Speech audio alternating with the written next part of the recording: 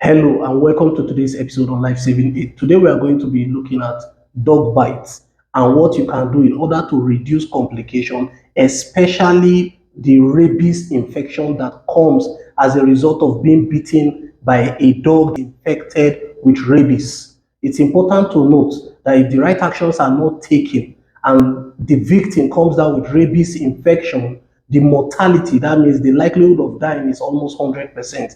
That's why it's important that you take the right actions in order to reduce significantly the chances of contracting this infection and also reducing the likelihood of death as a result of the dog bite.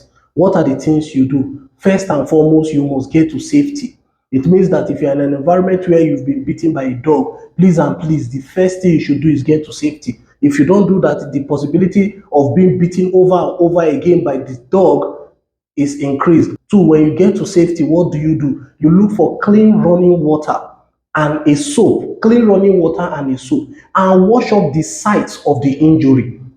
The reason why this is very important before getting to the hospital is that when bitten by a dog, the saliva is what carries the rabies virus that is being transmitted to the victim. So when you wash with soap and clean running water, you reduce significantly that viral load from the saliva of the dog.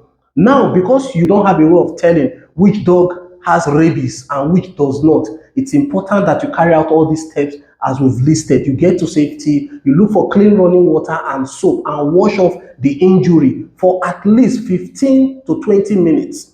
For 15 to 20 minutes. After which, if you are bleeding from the injury site, you get a clean cloth and wrap it and apply pressure in order to stop the bleeding. Once you've done that, please make your way to the hospital. The reason why you must get to the hospital is that if you don't get the vaccine within 24 hours after being bitten by a dog infected with rabies, the effects of the vaccine after the first 24 hours might not be significant. And one of the feared complications of being bitten by a dog is coming down with rabies infection.